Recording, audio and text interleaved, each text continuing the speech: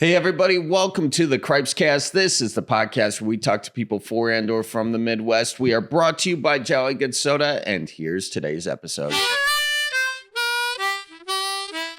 Hey folks, welcome to the Cripescast. This week we are talking about electric cars in rural America. It's kind of an interesting thing watching the entire auto industry move over to electric, yet all of up north in Wisconsin is not quite there. And sort of looking at how we can make this thing that is becoming a reality in the rest of America, a reality in places that may not necessarily be receptive to it or have the resources to handle it. And so my guest is Mary Jo Wheeler. She is the owner of Wheeler's Family Auto Group, and it is really an interesting conversation that we had. I don't think this was a conversation. Colleen Maraca, EP of the Cripescast, joins me in the studio, obviously. How you doing, Colleen? Good. How are you? What were you going to say? I was going to say, I don't think this is a podcast. I'm kind of like, the guy in the relationship. If there's a problem, I'm like, all right, well, let's find a solution. I'm not much for listening to. That's like most guys, but yeah. I know. But I kind of sort of always feel that way with like environmental issues, like kind of like let's find a solution with it, like jumping to try and find a solution in my brain, without like fully understanding the problem. So I tried to kind of work against that, because just because something isn't getting done doesn't necessarily mean, there's a bad guy in that situation. Sometimes there is. Usually they're called lobbyists, but see, there I go again. I just can't help myself. Also, too, I think after listening to this interview, it sounds like there's a lot of pieces to the puzzle that like there isn't just one simple fix. No. So that's what it seemed like. It was like, well, this problem isn't being fixed because of this, this, and this. Like, it's not just a simple like pointing of a finger to one source. Yeah, there's not just one thing. Exactly what you said. There's not just one thing. So that makes it complicated, but not undoable or not impossible. Impossible. Yeah. Good, Charlie. You know words. And but I think it does start. The cool thing that I like is that we are talking about accessibility for electric cars, kind of the future of America's automotive industry. Whether you're for or against them, that's kind of the future. It's kind of where it's going. And so then just understanding what the issues are and seeing how could we help make this easier. Because what we don't want to have happen, whether you're for or against electric cars, is for rural Wisconsin or northern Wisconsin, places like that around the country to miss out on tourism, to miss out on people traveling through. Like if they're going to travel through a place, you don't want them to pick a different route, and then therefore your town loses out on that like traveling industry or that tourism industry. Or like if someone needs a charge and they're going, 50 miles outside of out of their way, and it's like a Minneapolis. We don't want to just give the money to Minnesota, that tourism and travel dollars to Minnesota. That doesn't help us either. So, that it's an economic What's wrong with issue. Minnesota? Well, for starters, the Vikings. Also, 10,000 lakes. Sorry, we have 15,000. Also, it's called casserole, not hot. I could go on and on and on. I'm offended. Yeah, the Twins. Anyways, yeah. we don't need to go down that road. Colleen, we've been down that road. Right. No, but I thought it was a really interesting podcast. I mean, obviously, like I don't know a ton about it. Mary Jo does a really good. I mean, she's one of the dealers. Wasn't she one of the first dealers to bring like chargers to the States or maybe the country? Like she's ahead of it. So it was really interesting to hear her talk about it and like the logistics of it and just like the basics of EVs and it being a part of our future. Yeah, and she is the first. She's been working with GM. She's bringing these chargers to rural Wisconsin. Over there in Marshfield is where they had them. But even, as you said, the logistics of just getting these chargers on the grid, it's a whole other issue of kind of navigating the very old and outdated electricity laws in Wisconsin. And now all of a sudden we're dealing with, business, and we're dealing with the government. And then those it's just a slow moving train. But what I do like is there are a lot of issues sort of presented in this podcast. Mary Jo is all about bringing people to the table to kind of have a discussion on these. And so hopefully people out there listening, you can be part of the conversation. And maybe you do have an idea and you can reach out to Mary Jo, or you can reach out to us, reach out to your lawmakers with it. But I think that's kind of, that's sort of the way we got to go, given the reality of climate change and all that sort of stuff. It's obviously happening. I don't think there's a whole lot of people denying it out there anymore. I think now what people mostly say is, oh, well, it's happening. What the hell can you do? You go right from denying it to, to acceptance. Yeah. You skip the other, like the bargaining and the depression. I don't know how they go from A to Z really quick. It's whatever makes me not have to do anything to address it. Well, I'll be dead before the planet explodes. Let our children and their children. Our kids are smart. They'll figure it out, But anyways, so I think basically what it is that there's just an opportunity for people to think and get creative in listening to this on solutions and how to make it work for everyone and bring people to the table. So anyway, that's kind of the gist of that. How was your weekend? My weekend was good. Did you guys do anything Father's for Father's Day? Yeah, we got a family picture, which was less of a pain in the ass than it normally is. Although I posted this picture on Manitowoc Minute of like Dad for Father's Day. I was like, oh, that's a good picture. I put it up there. And then, of course, as soon as I put it up, someone zooms in and my little niece Hattie is just... Yeah, I saw that. It was so cute. Yeah, she's got the tongue out, the eyes crossed, rocking and rolling. I commented, I said, call that a Baron's dozen or whatever, like a baker's dozen. That's a good comment. Yeah. That's why I should read the comments, Yeah. Yeah, that's a good one. Anyway, I like it. I'm liking it in real life. I had to do my own punchline in person. No, nice. Yeah, thank you. I got it. Bridget, I was messaging her and she was like, they were down by the beer garden when I ran by. So I was like, almost saw the folks. Oh, I almost saw you. I left there pretty recently. Yeah. I was running by and then I ran up to where I stopped or whatever. And then I saw that they were there and I was like, oh, cool. So I was huffing and puffing as they were enjoying a beer. Oh, wow. That's wild. You must have just missed me. We biked down to the beer garden. Yeah. Did you see or talk to your dad on Father's Day? Yeah, I made him do an unboxing with me because I sent him his gift. For people that don't know, I'm from Minnesota, so I didn't go home. And my mom told me if I went home for Father's Day and I didn't go home for Mother's Day, I was officially dead to her.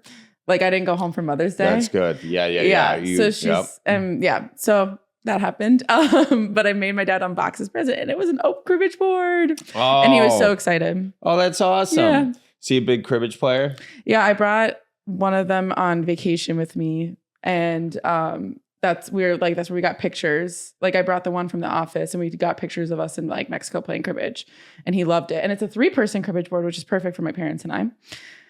And then I ripped it from his cold, dead hands when I was heading back to Wisconsin because I was like, sorry, this is for work. I can't give you the cribbage board. And so I gave it to him for Father's Day. And he's very excited. Oh, that's great. Yeah. Did you pay me for that cribbage board? No. Okay. Just messing with you. I told my dad, well, you know what? I was thinking about this. Yeah. And I was talking about it with my friends.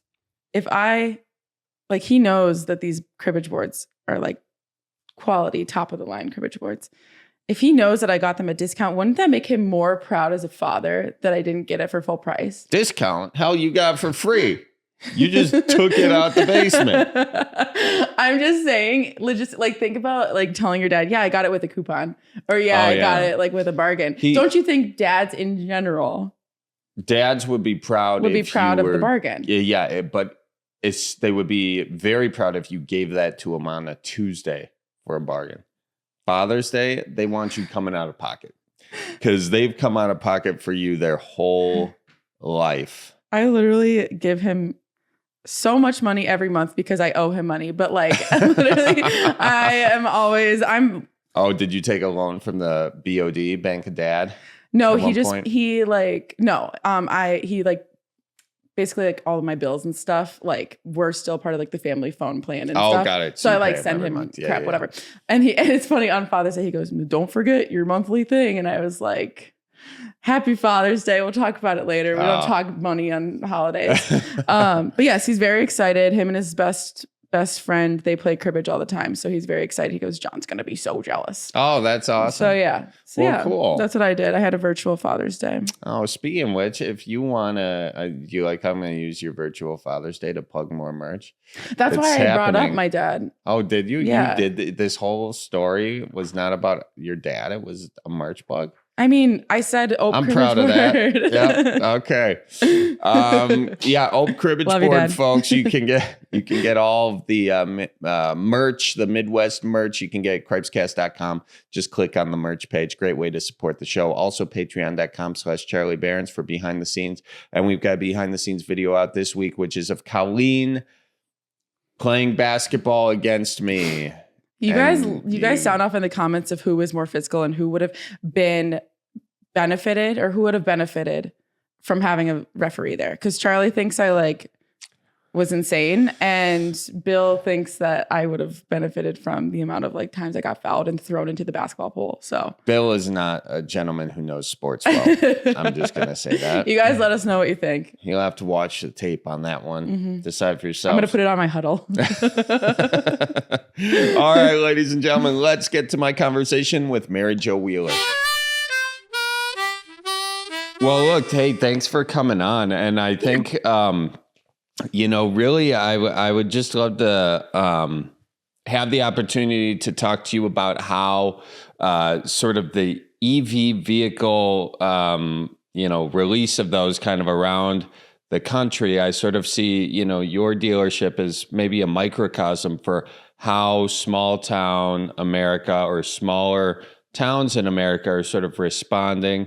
And what maybe the challenges are, because you guys have really taken the lead and in fact been the first dealership that GM chose to release a certain type of charger. Isn't that correct? Yeah. So it's been kind of an adventure. I feel kind of like a trailblazer with it. And I didn't realize I should have paid closer attention in school to the whole electrical grid stuff, electricity class. And I'm like, okay, when did I miss this in school?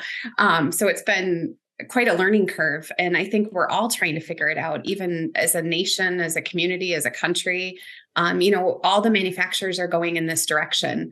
And the problem is we don't have the infrastructure. And I printed this fun little map. I don't know if you can see it. Sure. These are all the utility companies we have in the state of Wisconsin. I don't know who is in charge of trying to figure out all the different colors, but I wouldn't want that job. There's over 1,100 utility companies in the state of Wisconsin. That looks like a psychedelic recreation of the state of Wisconsin, basically. I know, it's crazy. So to get all these people to talk, so you have this law on the books in 1907 that regulates utilities in the state of Wisconsin. And, we're kind of caught in the consumers demanding a product. And you have these utility companies that are saying, no, we regulate electricity. You can't resell electricity. So you have to figure out a way around that law. So it's okay, I'll charge for time or space and put these chargers in. GM has this great program and it's available to any dealer throughout the United States. It's called Dealer Community Charging. And I was one of the 6 dealers throughout the North America. I raised my hand to be the pilot dealer. It was kind of funny. I got a little bit of a hard time from the city administration in Marshfield. They're like, what's her deal? Why does she demand this now? And government works slow, right? And I'm an entrepreneur. I'm like, no, let's go. Let's get this in. Nobody remembers who got second in the Super Bowl. So I was like, nope, I'm going to be the first one. Yeah. And so I was the first one to put them in the ground in North America back in November. So I was bumping up against frozen time, right? We're not going to dig in winter. So yeah, we put 10 chargers in central Wisconsin and Marshfield, and now we're working with the other communities. And it's been great for Marshfield. It's great for these small towns. It's kind of like the old Route 66, right? Remember the Cars movie and that town is so sad because they don't have any visitors anymore. But this is an opportunity for dealers in those communities to get visitors back. Right. Because, if in Marshfield you're putting in these electric chargers, a lot of people are getting these cars. It's what all the automakers are making. If you are sort of that island, that oasis of charge in central Wisconsin, that can make a city really pop. Yeah. You've said a bunch of things already, and I just want to make sure all of our listeners are sort of on point with who you are and exactly what we're talking about. So can you just give us first and foremost your quick background and how you've already sort of been a trailblazer, and your mom has been a trailblazer in the automotive community in Wisconsin? You remember my story? Yes, I do. But I want our audience to know it as well. Yeah. So I grew up in the car industry. My dad was born in 28, and I'm not going to go back to when Jesus bought his sandals. My mom and him hooked up back in the 60s and got a car dealership in central Wisconsin. And I always wanted to sell cars, even my Barbies. Like my brother would have his G.I. Joes out there, and I'd have my Barbie in her dream house, and I had my little car lot spread out, and I'd be selling my cars to my brother. And I've always loved the car industry. I didn't like, though, what car dealers were. And I was taught never to lie. So I always told people my dad sold steel, because I wasn't lying, because it was steel. So I've been in the industry since knee high to a grasshopper, and I decided to be different. It's okay. There's a bunch of old white guys that are car dealers, and some of those guys are great people. But obviously the industry is changing, and I wanted to be a different dealer. So I became a dealer when I was 35 years old. I got my first store. My mom became one of the first dealers to be signed with General Motors. They actually didn't know how to sign her. There was 20 years difference between my mom and my dad. And so obviously dad passed away earlier, and mom ended up with the dealership. She'd worked there her whole life. And GM, when she took over, they're like, well, what do we do with her? She's a woman dealer. This is in the 80s. And they're like, well, we sign her like we do a guy. And I'm like, oh, okay. And actually my dad, when I went to Dealer Academy, he sent me there to find a husband. He's like, honey, you don't want anything to do with the car business. It's a rough business. It's tough. I'll send you to dealer school and you can find a nice husband. And I gave the boys a run for their money. I ran for class president. I became vice president, but I've always kind of been a little different that way. And I think it's fun. It's okay to be different, and it's okay to embrace an industry that maybe needs a little change and a little shaking up, right? Yeah, well, absolutely. And speaking of sort of the shakeup on that, now we move into sort of what you have been doing with these electric vehicles. Now, I think generally speaking, and I'll speak just from my perspective, talking with people out there, there's kind of two schools of thought on electric vehicles. It's, why are we doing this? It's not good, whatever. I'm going to stick with how it's been done. And then there's the mentality of, climate change is a real thing. It's sort of our responsibility, not just to other people, but also ourselves and our kids to do as much as we can for the environment, so we're not screwing them over in the future, and also screwing ourselves over if we're looking at how quick climate change is happening. And so we're going to move to electric, even though it may not be a perfect solution, step in the right direction. Let's make the most of it. So you kind of have those two schools of thought in Wisconsin, but within those two schools of thought, regardless of what school of thought you are, it's very hard to charge your car in Wisconsin if you're going on a road trip. And so that is because the infrastructure is set up in a very convoluted way. That was another point you brought up earlier, but I'd like to explore that and just let people know what all that's about before we can move forward to what you're doing to help fix it. So you bought a Chevy Bolt, and we waited a long time for your Bolt to come in, right? And it's like, hey, can you deliver it to me up north? And I'm like, yeah, we'd love to. And then I'm like, oh, wait, like you're going to have a miserable time. Can you imagine handing a customer keys, like regardless of who the customer is, right? Like, here you go. Here's your wonderful new vehicle. By the way, it's going to take you 72 hours to get back home because there's no chargers you can charge at. And that's the experience the consumer has. So, we have these EV vehicles. I think the manufacturers need to keep 1 foot in ICE right now, internal combustion engine, and 1 foot in EV. I think that's going to be a successful manufacturer as they can balance and walk that walk. I think government needs to step back and just let the consumer pick what they want to do, what's best for them. Because if you're in northern Wisconsin, if you're in Park Falls, you're in Phillips, you're in Hayward, you're anywhere north of 29. We always have these lines in Wisconsin, right? Oh yeah, they're north of whatever, right? Yeah. You can't get from point A to point B easily if you have an EV vehicle. So we had a gentleman actually the other day, we put a charger in a level 3 fast charge down in Coloma. So just north of Portage. And it just got installed, just got on PlugShare app. And he's calling and he calls the dealership and he's like, is this legit working? And we're like, yeah, my husband's at the store. And he was dropping off a horse. So he had his Ford Lightning and he had a horse trailer and a horse inside the trailer. And he was delivering it to Almond. And he was literally trying to make the decision whether he was going to have to drive over to Toma and go 100 miles out of his way to charge and then come back over on 21, I think it was. Or if we were open, he was able to scoot up there, charge, and then move on. He was very thankful. Some of the frustrations is like the reviews that we get online and stuff. Some of these people don't understand, like there's connections issues with these vehicles. It's not all the dealership's fault. It's not all the person that owns the charger.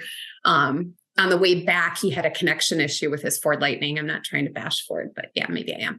Just kidding. So he wasn't able to plug in on his way back. And he was a little upset about that. And it wasn't the charger. It was the vehicle connection with the computer. But, these are the things people are facing, and the infrastructure needs to be there. And we can argue all day long about the battery situation, like where the minerals come from. GM is committed to recycling all those batteries.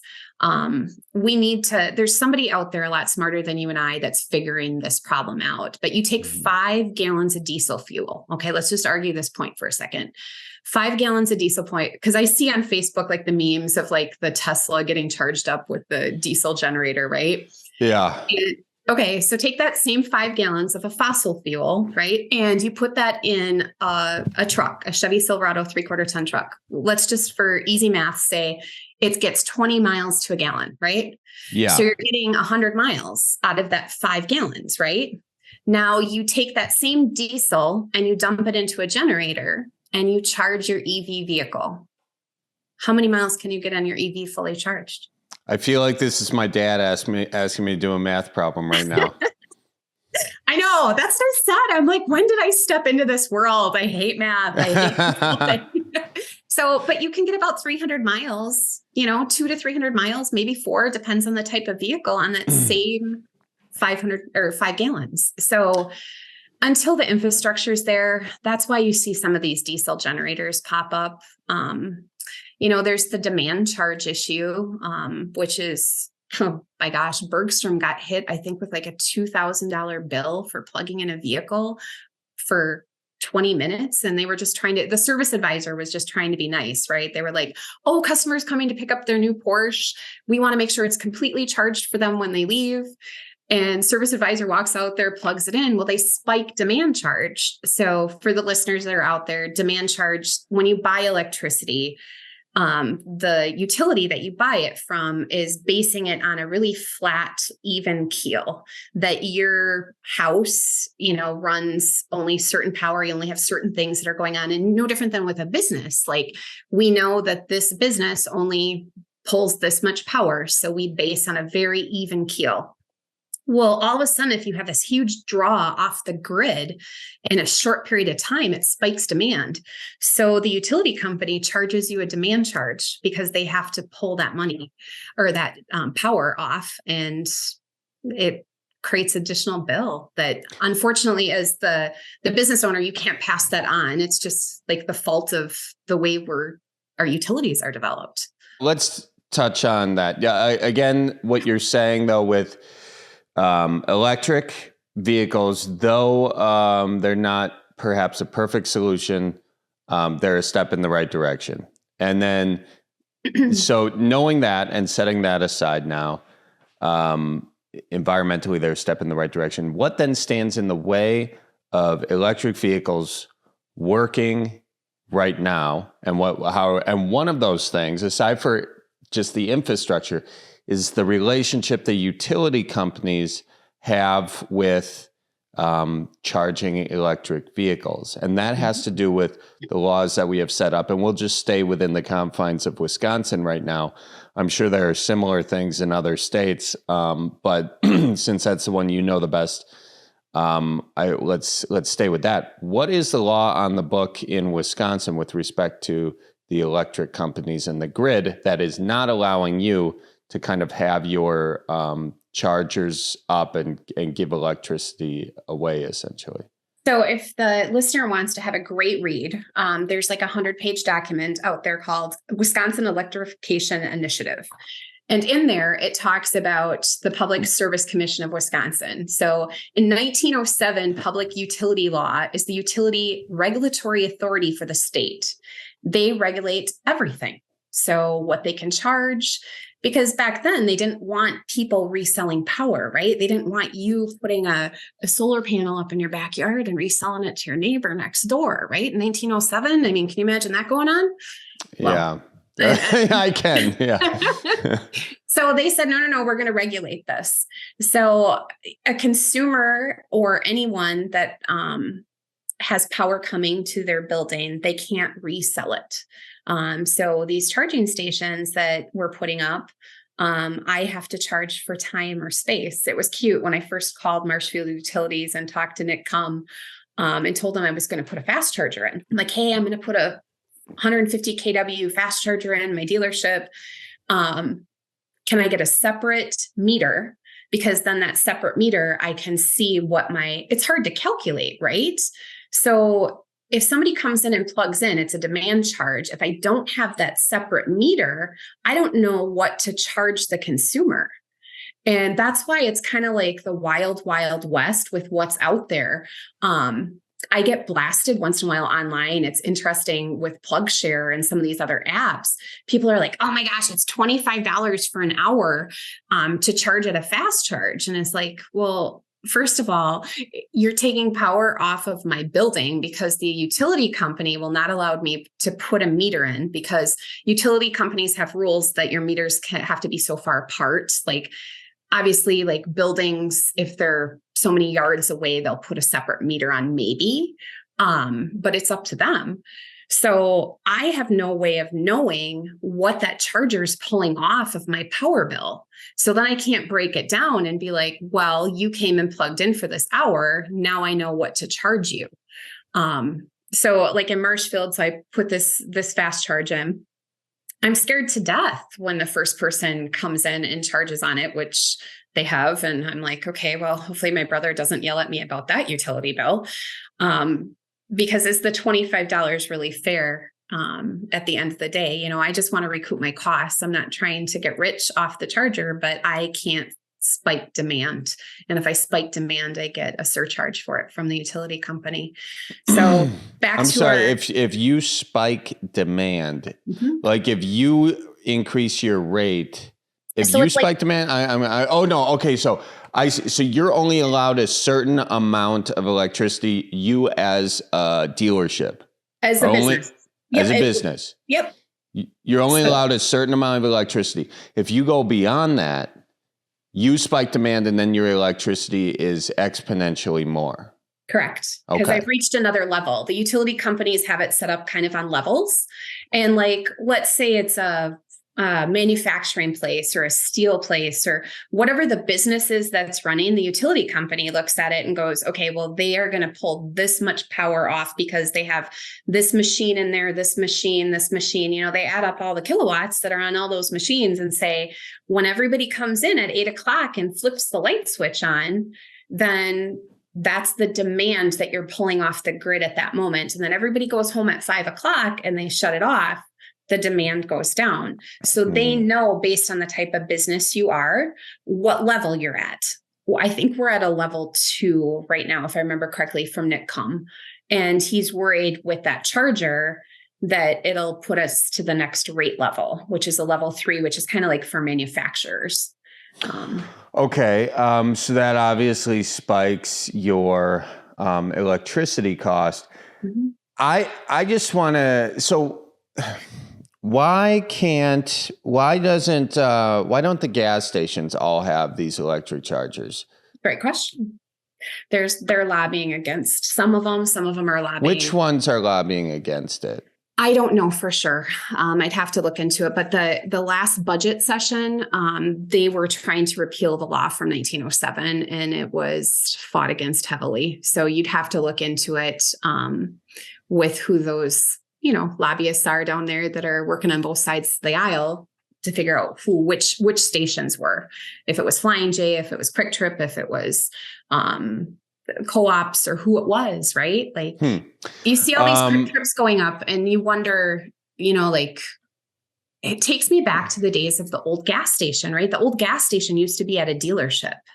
If you think back of the garage was the dealership. Standard oil stations were actually dealerships. So are we literally going full circle, and the dealerships now are going to be the place that you charge your car? Why aren't the gas stations putting these in? Well, that's a very good question. If you look at the way American automobiles are going right now, EV seems to be not just a trend. I don't think so. Do you think it's just a trend? No, I think they're tired. The manufacturer, right? Like you have this political war that goes on. Like, okay, we have 4 years of this guy, 4 years of this guy, 4 years of this gal, 4 years of this guy, whatever. Haven't had a gal yet. Really wish we have a gal, but I think they're tired of the back and forth. And then the feds keep changing the rules with fuel economy standards, right? So you have that plays into it. You have to meet a certain footprint as a manufacturer. And I think they're just done. Like, hey, we need to sell heavy trucks. Like GM's like, hey, our bread and butter are these heavy trucks for these farmers and these people that need to make the food that gets put on our table, right? But we need to produce these, but they don't meet the standard that the federal government requires. So in order to meet that standard, we need to produce X number of EV vehicles and sell X number of EV vehicles, because they get a credit then to offset that 3/4 ton truck that they sold.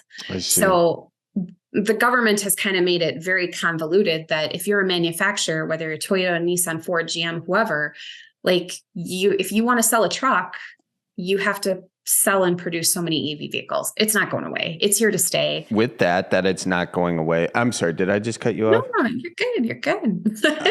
Well, with that idea that it's here to stay, I don't understand why these filling stations wouldn't want to get ahead of the curb. If they're not going to stop it, why are they lobbying against it? That seems like a stupid business decision. And I'm not a business guy, but it seems very stupid to me at initial sniff. Don't you think gas has controlled a lot of things? I mean, you go back to Standard Oil back in the day. I mean, he ruled roost when he figured out the byproduct of kerosene was gasoline.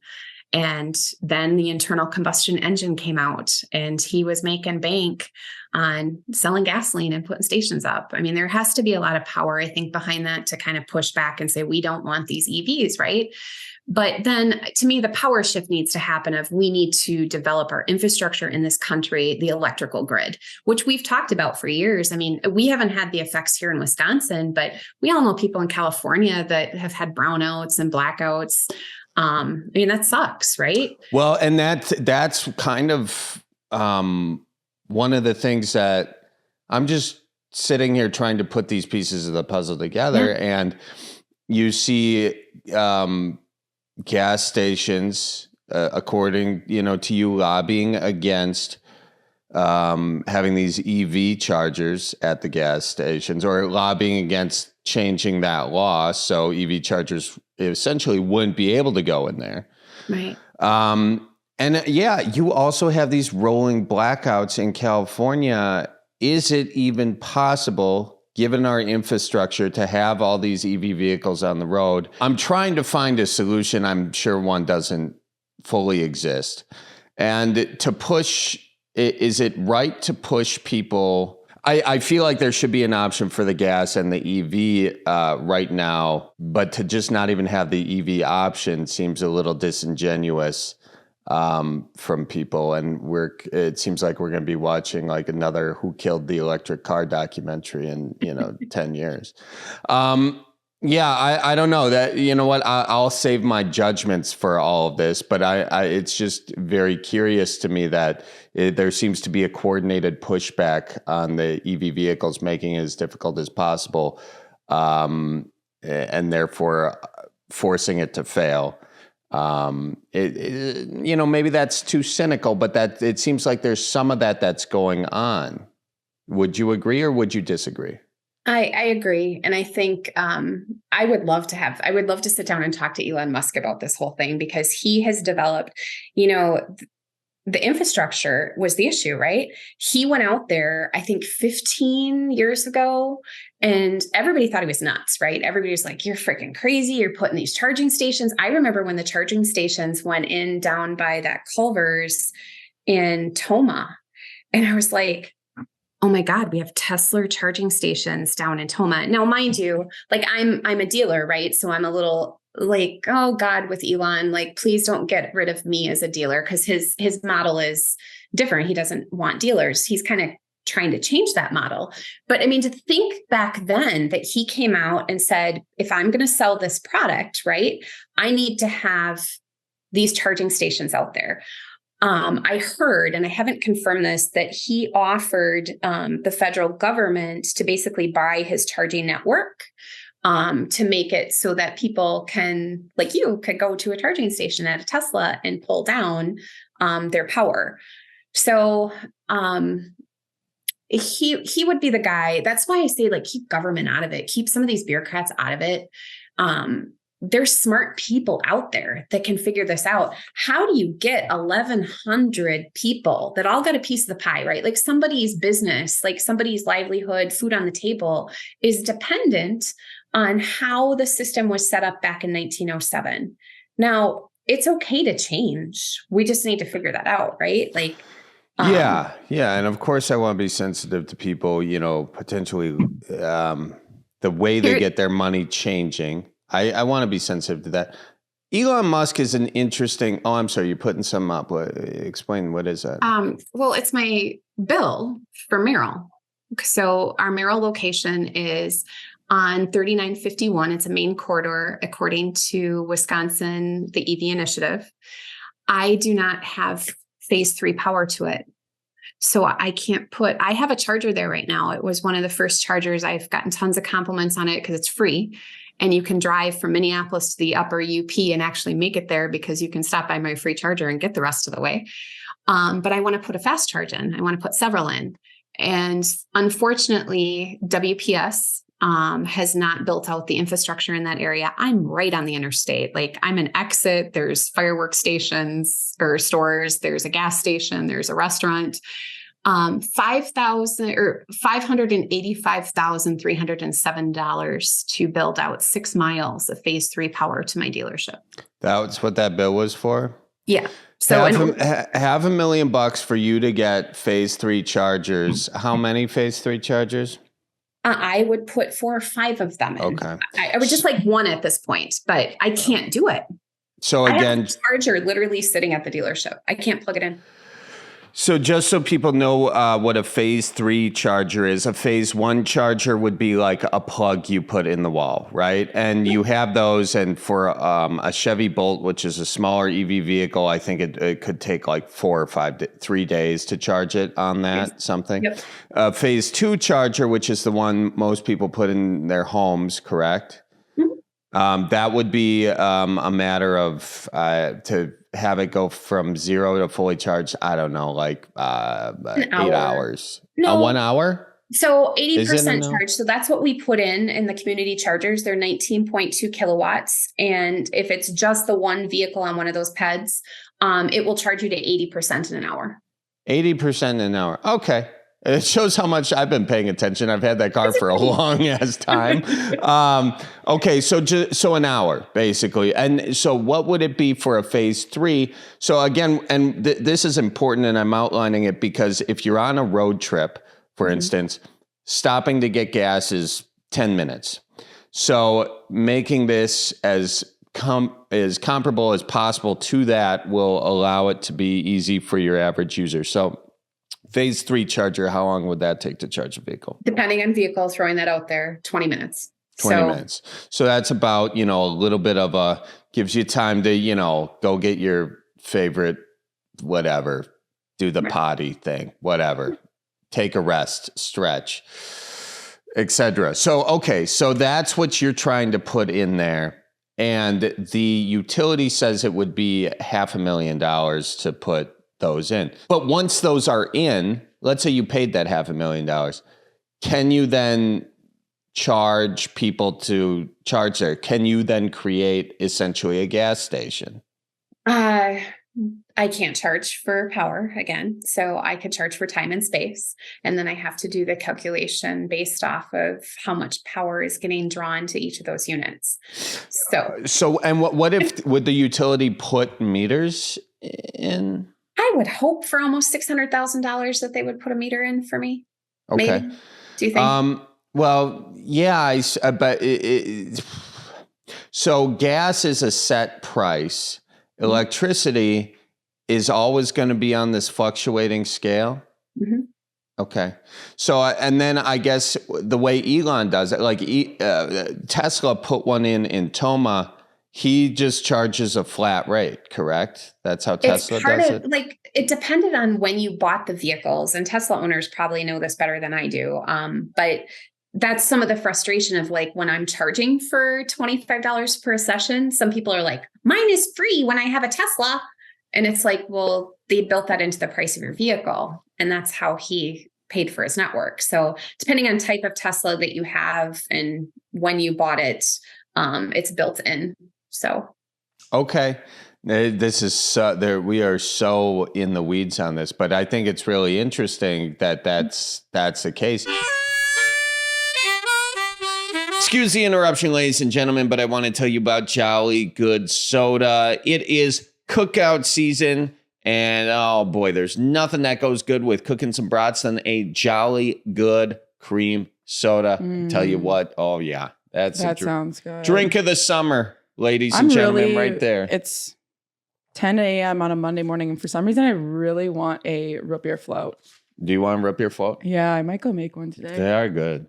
Man, we have the root beer. We have the Jolly Good root beer, so I'll just go downstairs and make a good root beer float. That sounds so good. Yeah, I haven't had one in forever. You haven't? Well, no. I think you've earned it today. Just do it at the end of the day because you're going to crash after that hard. But, that much ice cream will do that to you. Yep. But anyway, folks, if you want to get this Jolly Good Soda, best soda this side of the Mississippi and that side of the Mississippi, go to jollygoodsoda.com. And I also want to tell you about Fleet Farm. Fleet Farm is dropping prices throughout their stores and online. Check out the new price drops weekly and save on all your everyday essentials, from pet food and treats to fishing gear and apparel. You'll find it all in one easy stop. They have what you need for everyday life at new, lower prices, ladies and gentlemen, over at the Fleet Farm. And finally, folks, if you want to support the Cripescast, go to cripescast.com, click on the merch section, and get yourself some made in Wisconsin cribbage boards, t-shirts, koozies. A lot of it is made in the USA. Bar signs, the whole deal. Check it out, cripescast.com. Click on the merch section. And with that, we will get back to the Cripescast. You are sort of developing new standards for consumers to consider when getting a vehicle. Like for my Bolt, for instance, I got solar panels on my house because I'm just that much of a hippie. So it basically is just charging for free, and the vehicle, obviously free means you offset the cost of the solar panels and all that sort of stuff. Nothing is really free, but it's all in how you think of it, but the gas is not really any cheaper when you consider sort of the damage done to the environment over time. It's very expensive. If we look at the wildfires in Canada, anything from that to the increased water, the lack of water in certain places. Anyway, the prices can all be calculated a million different ways, but it's how do you frame this to consumers, which will be really interesting to do. I don't know. It's a challenging job that you have there. What do you think you're going to do? This is a very long-winded question, but what do you think you are going to do? Are you going to put those chargers in, or is that cost too prohibitive? It's too prohibitive. So my brother and I talked about it. In order for us to be an EV dealer with GM, we have to have a level 3 charger there, right? I am working with Flow to develop the number of kilowatts that we need to meet that requirement, that they could maybe tune down a charger a little bit. The charger that I have there needs phase 3 power. So I have to move that charger and put it somewhere else. So one of the other communities we're in will benefit from it. But yeah, who has $600,000 just lying around to go? I know people think car dealers make a ton of money, all that stuff. We're just a regular business, just like anybody else is. And we are for profit. We need to, cover our taxes, our light, our heat, our employees and everything. But $600,000 to put power in to me, that's part of the infrastructure, right? Like that is WPS's responsibility to make sure I'm not in the sticks. I'm not 20 miles off a road. I am on Interstate 3951. I am a main exit. That's just, to me, that is the greed on the other side of it, I feel.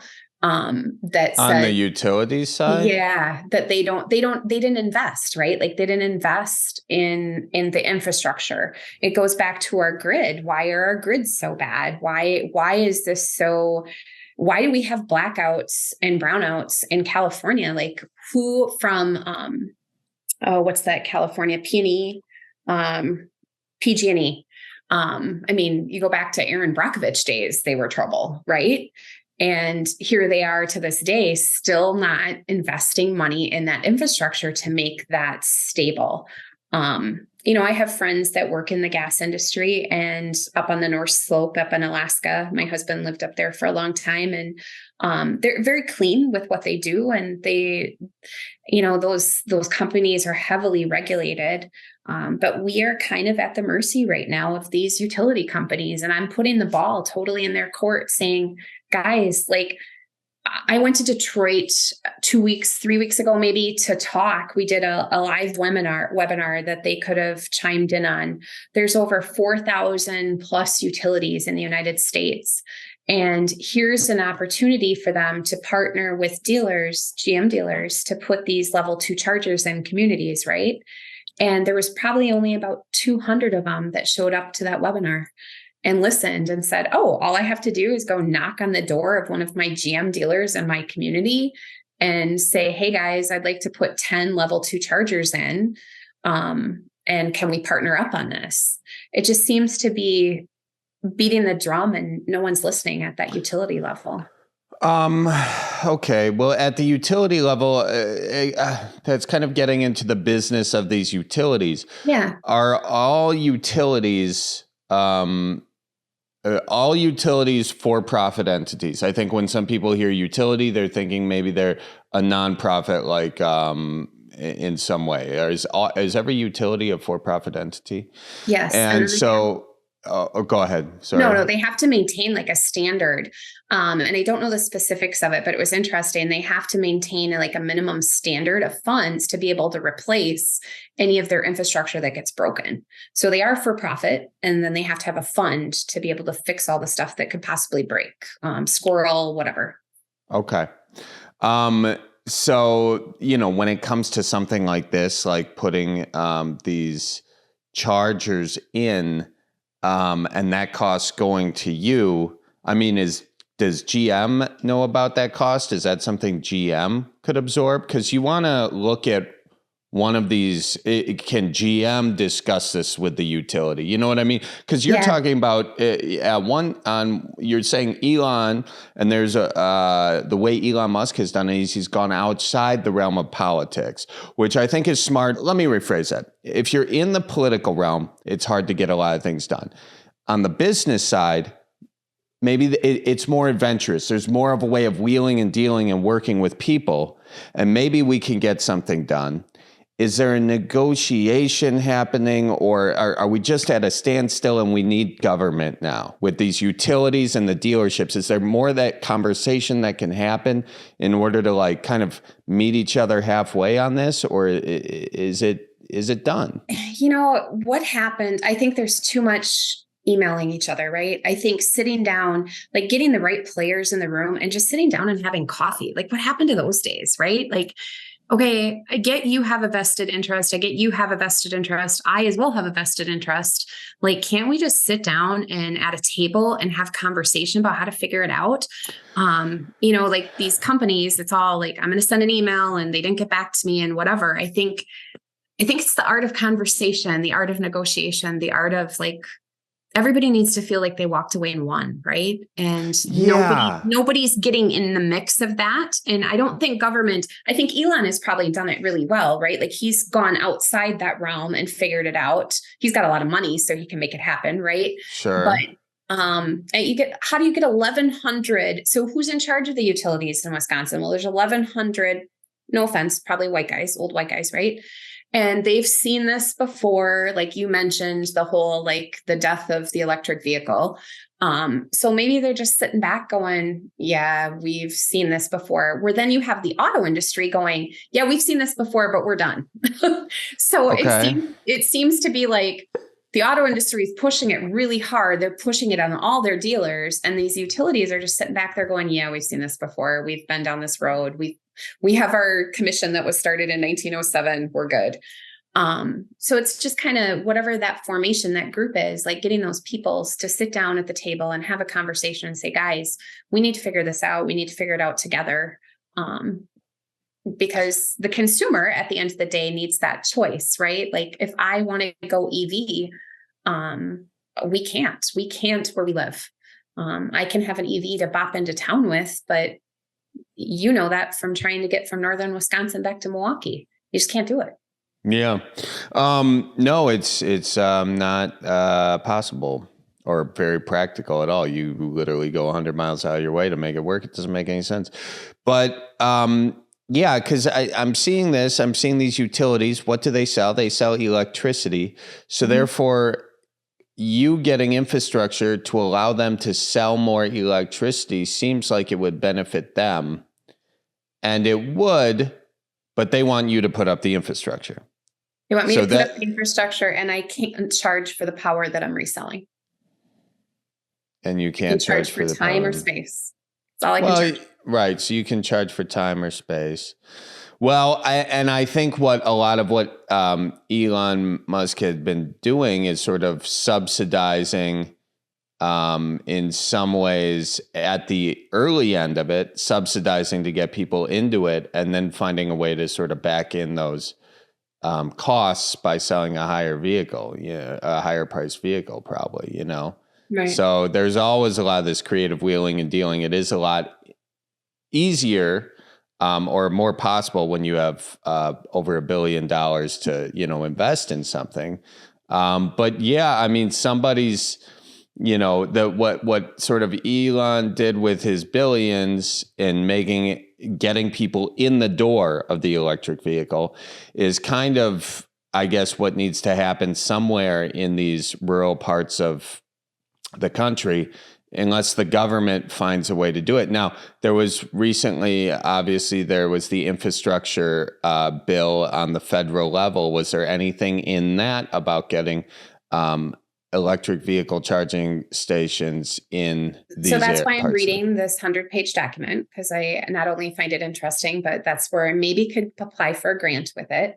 I think it's only 80% covered. So the infrastructure bill that was passed then got doled out to the states. The states had to come out with a plan and lay out what they feel are main corridors, And I find it interesting, like you had people in the state that maybe are in Madison, Milwaukee area, no offense to them, but you don't know that northern half of the state, they didn't even put Highway 10 on as part of the main roads. And that's a main road that gets traveled in this part of the state.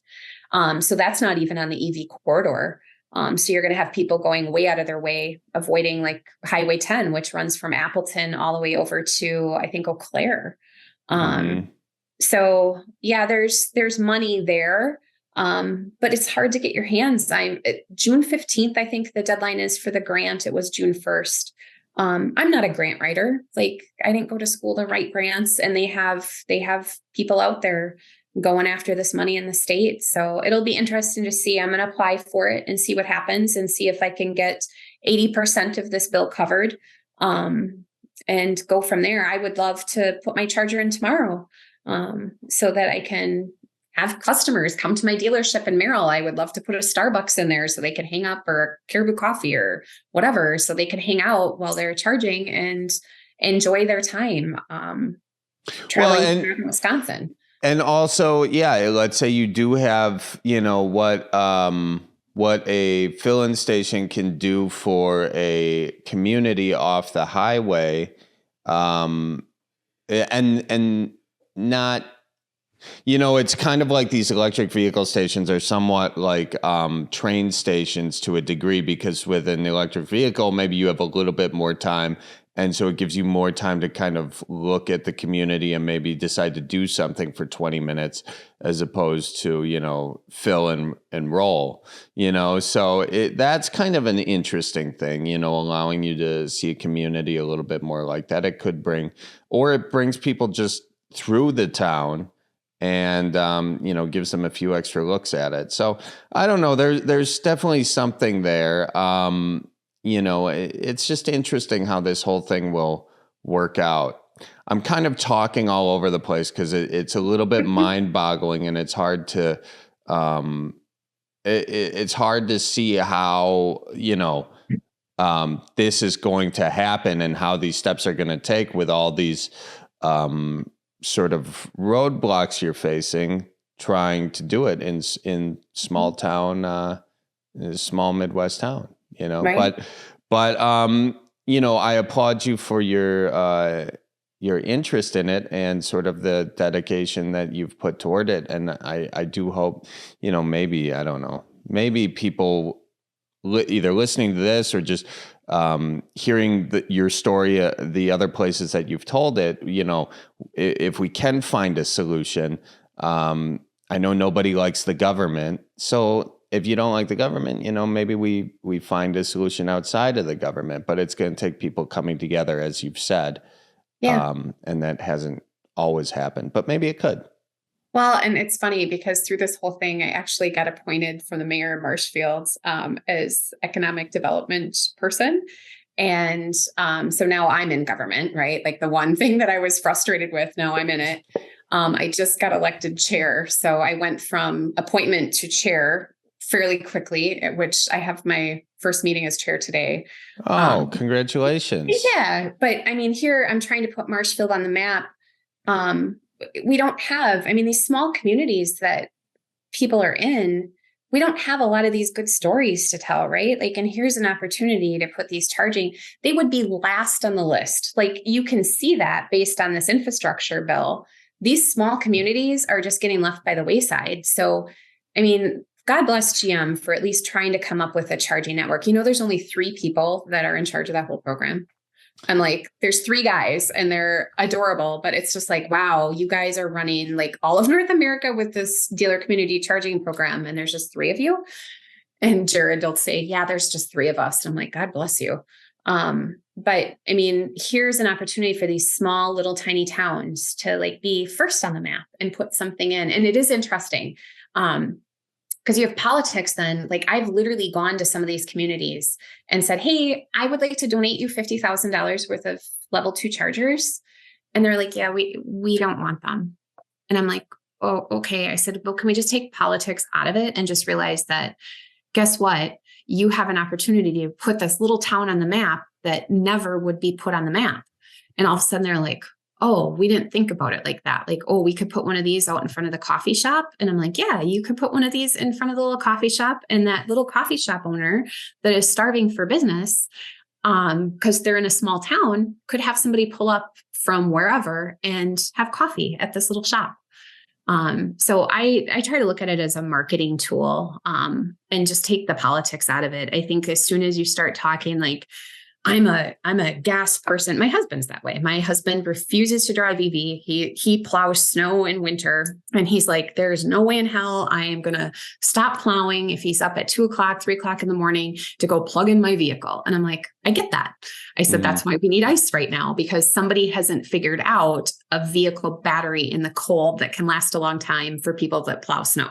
So until then, I'm good. But for the rest of us that maybe commute or use it here and there, the EV is an okay answer. And it's a better answer than the way we're currently burning fossil fuels.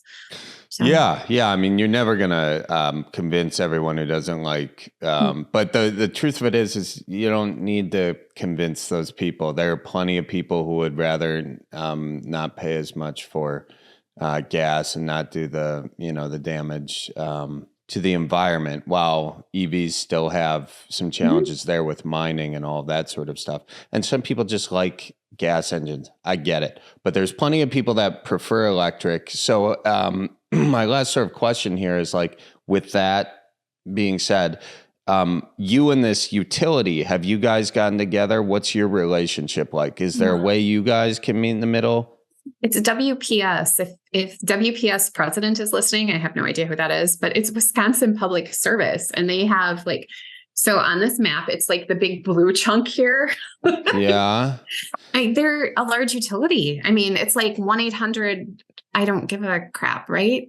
Well, so you've tried getting in touch with the head of WPS and they haven't had any interest? I got a hold of the gentleman that put the quote together for me. It took a month to put the quote together for me on it, because I need that in order to apply for the grant, right? Like I need to know how much it's going to cost. And the gentleman that I talked to, whoever it was, very smug. I mean, the typical, it's called calling Detroit Electric Company. I mean, good luck, right? Well, not like you knock on the door of Nick come and be like, hey, Nick, I know our kids go to school together and you are manage the Marshfield utilities. It's a totally different relationship. Yeah. I would have to imagine that someone from WPS would be interested in discussing this, given that, this is an opportunity to sell more electricity, that is their business, so kind of seeing how can this benefit them? I only see ways this can help benefit them. So I feel like there's a way that you guys could work together, but it's so easy for me to say, I'm not going to be on hold that long, but hopefully that conversation can facilitate from this. And I don't think it makes any sense to, condemn anybody or whatever for not wanting things a certain way. I think really it's probably understanding why they don't want things that way. It usually has to do with their bottom line, but how could this assist their bottom line? The world's bottom line is we don't want, to sit here and be responsible for making our grandchildren's lives absolutely miserable when we could have done something. The more time goes on, the more it's clear that's exactly what we're doing. So with that said, how can we do this in a way that makes more sense for a lot of people? And, I think it's just finding ways to have those conversations, which you're doing and obviously applaud you for. So thanks for, coming on and chatting about it. Do you have anything that I didn't bring up in this conversation that you think I should have?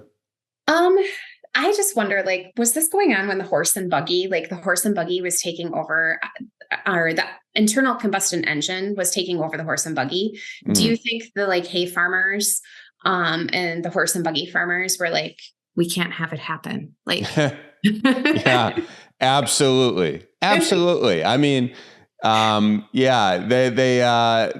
feel like every time an industry grows, one goes away, and people are going to be clinging on. Like there's still people clinging on to the coal industry, and they were trying to call it clean coal. Guys, come on, and people will do whatever they got to do to hang on to what is, because people naturally, I think, fear change. I fear change, and I assume when my bottom line is held on by that change, when my bottom line depends on that change not happening, I don't want that change, so I get the knee-jerk reaction to it. I get it, but there's not many, we don't have a ton of pathways to go on this, so I think we just do all have to sort of come together. But yeah, those hay lobbyists were a real pain in the ass back in the day. I tell you that much.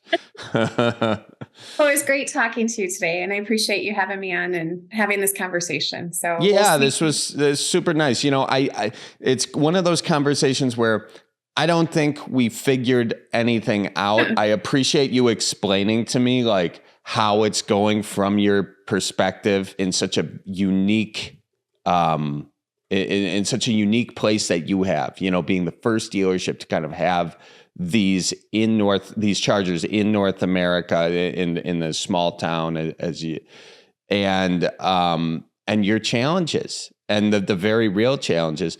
I think just mapping that out for people and bringing people kind of into the weeds on this.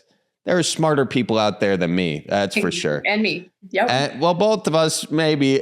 You're pretty smart, but, they can maybe bring themselves into this conversation, and feel free to reach out to you. I'm assuming Absolutely. Can people have ideas on this, or they have funding, they idea or whatever. How can they get in touch with you?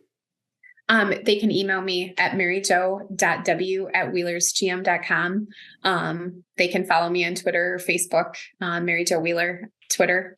But yeah, I'm happy. I take calls from all over the country from dealers on this dealer community charging thing. It's funny. I just had a call from a lady from Northern Illinois, and she's like, "We are from a small town. How did you do it?" And I'm like, well, I literally just went down and had a conversation with somebody. And that to me is the whole thing, right? Let's just have conversation. Let's figure it out. We all have quit hiding behind the keyboard, quit being a keyboard warrior, quit emailing somebody and, they didn't get back to me. So yeah. Well, I think that's so great. And best of luck on, your journey to continue the conversation and hopefully get this whole thing set up. I appreciate it. Thank you. Have a good day. Okay. All right. You too. We'll talk soon. Sounds good. Bye. Bye-bye.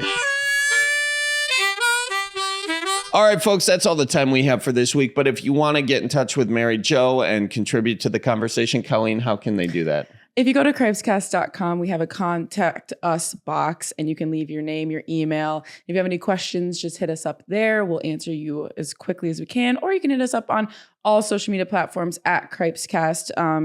DM us on Facebook, Instagram, wherever you want, and we can answer your questions, and we can get you in contact with Mary Jo if you have an idea of how to solve this problem.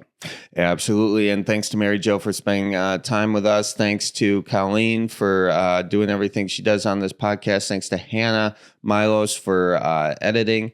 And thanks to all of you for listening. Now, please keep her moving, and please watch out for deer. Bye-bye. So roll out the barrel and get the band brewing. Life's got you down, just keep her moving. It's on Wisconsin, the Badgers say it's the old Wisconsin Jubilee. Sometimes when you're ice fishing, you put your foot in the walleye hole and go ass over tea kettle, and you think you're done. No, you gotta keep her moving.